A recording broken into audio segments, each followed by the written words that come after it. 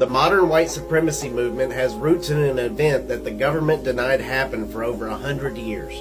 And it was all because poor white people and poor black people started working together and formed a new political party, the Fusion Party. The Fusion Party became wildly popular and they started flipping political office seats across the South. The policies of the Fusion Party were designed to increase the liberties of the working class, both black and white. They supported things such as capping interest rates and increasing public school funding. They also wanted to expand the right to vote to people that couldn't read or write. And they wanted to shift the burden of taxation to corporations and railroads. And because they were winning so many seats, this was actually starting to happen. But since the wealthy political elite couldn't address these issues, they decided instead to convince poor white people that they should never associate with black people in any way. They began a nationwide propaganda campaign to convince poor white people that black people were violent and a danger to white women. And so the entire goal of the political elites became to unite white people against black people.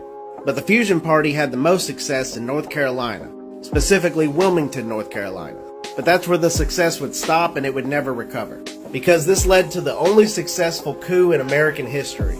This happened in November of 1898, but the government denied it happened until the early 2000s. For over 100 years, if you went to the Wilmington Public Library and asked for information on this, they would say it was classified information. A mob of over 2,000 white men marched into Wilmington and overthrew the Fusionist government. Hundreds of people were killed, including the Fusionist political leaders.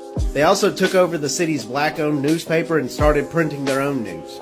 The mob went down in history as the heroes, and they painted the black people of the city as the aggressors. And this all made nationwide news. The white people that took over North Carolina were white supremacists, and they began a nationwide propaganda campaign to make sure that black people never held public office again. They used the newspaper they took over to write up the White Declaration of Independence, and they declared to the entire nation the importance of white supremacy. Newspapers wrote that white people are the rulers of this country and that that is a fact that should have been established long ago. They wrote that black people do not want to rule and they do not want to be equal with white people. And newspapers at the time wrote that the events in Wilmington was to assert the supremacy of the white man. The black people of the city were charged with inciting riots, and the white men that actually did incite the riots went down in history as the heroes of Wilmington. Their descendants are still wealthy and powerful, and their last names are still all over the town of Wilmington.